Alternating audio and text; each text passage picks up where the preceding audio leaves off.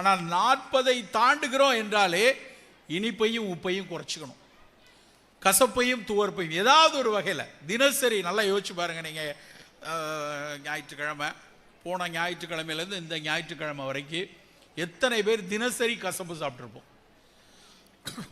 இருக்காது. கசப்பான உணவுலேயே சர்க்கரையை போட்டு, பாவக்காய் பொரியல்லையே சர்க்கரையை போட்டு வெல்லத்தை போட்டு அதை நல்ல ஜாங்கிரி மாதிரி ஆக்கி சாப்பிட்ற பழக்கம் தான் நம்மக்கிட்ட இருக்குது.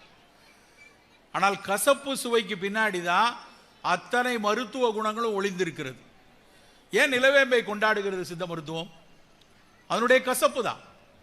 அந்த நிலவேம்பினுடைய கசப்புக்கு பின்னாடி ஒளிந்திருக்கக்கூடிய ஆண்ட்ரோகிராஃபினும் பானிகுலேட் ஏ பி இந்த சத்துக்கள் தான் வைரஸ்களினுடைய பெருக்கத்தையே குறைக்கிறது, ஈரலை பாதுகாக்க வைக்கிறது, சர்க்கரை வியாதியை கட்டுப்பாட்டில் வைக்கிறது. அப்போ தினம் நம்ம கசப்பு சேர்க்கணுமா வேண்டாமா? தினம் நிலவேம்பு கஷாயம் எடுக்கணும்னு அவசியம் இல்லை. ஆனால் தினம் பாவக்காய் சாப்பிடலாம், தினம் கோவக்காய் சாப்பிடலாம், தினம் வெந்தயம் சாப்பிடலாம். கசப்பு சுவையுள்ள ஏதாவது ஒரு உணவு தினசரி நம் உணவில் இடம்பெற்று கொண்டே இருக்கணும். அத்தனை ஆய்வுகளும் வலியுறுத்தி சொல்றது கசப்பும் துவர்ப்புக்கு பின்னாடி இருக்கக்கூடிய சத்துக்கள் தான் பல வகையில் நம்ம நோயை சீராக்குறது. முதியவர்கள் நிறைய இருக்கீங்க. மாலையானால் சித்த மருத்துவத்தில் அடிக்கடி சொல்லக்கூடிய விஷயம் மாலையில் சாப்பிடக்கூடிய கடுக்காய். அந்த கடுக்காய் எதற்கு வலியுறுத்தி சொல்றோம்னா அதில் விஞ்சி இருக்கிறதுல 6 சுவையும் உள்ளது கடுக்காய். 6 சுவையும் உள்ள கடுக்காயில் விஞ்சி இருப்பது என்னன்னு பார்த்தீங்கன்னா துவர்ப்பும் கசப்பும் தான்.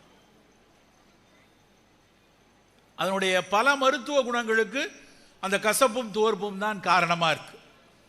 நம்ம நினைக்கிற மாதிரி அது வெறும் மலம் கழிவதற்கான, நிறைய பேர் நினச்சிருக்காங்க கடுக்காய் சாப்பிட்டா நல்லா ஆய் போகும், நல்ல மலச்சிக்கல் தீரும் என்று. அப்படி இல்லை, மலம் நன்றாக கழியும்.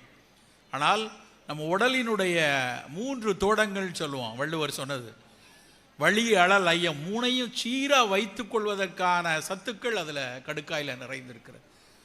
மாலை நேரத்தில் அந்த 1/2 ஸ்பூன் கடுக்காய் பொடியை சாப்பிட்றது, அல்லது அதே கடுக்காய், நெல்லிக்காய், தாண்டிக்காய் 3ம் சேர்ந்த திரிபலாவை எடுத்துக்கொள்வது, இந்த மாதிரி நம்முடைய பழக்கம் அந்த 6 சுவையில் அந்த பிரதானமாக இருக்கிற கசப்பும் துவர்ப்பும் உள்ள விஷயத்தை நாம் சேர்த்து கொள்ள தான் நமக்கு சவால்களாக இருக்கக்கூடிய இந்த சர்க்கரை, இரத்த கொதிப்பு, புற்றுநோய்கள் பிடியிலிருந்து கொஞ்சம் நம்மை காப்பாற்றிக் கொள்ளலாம்.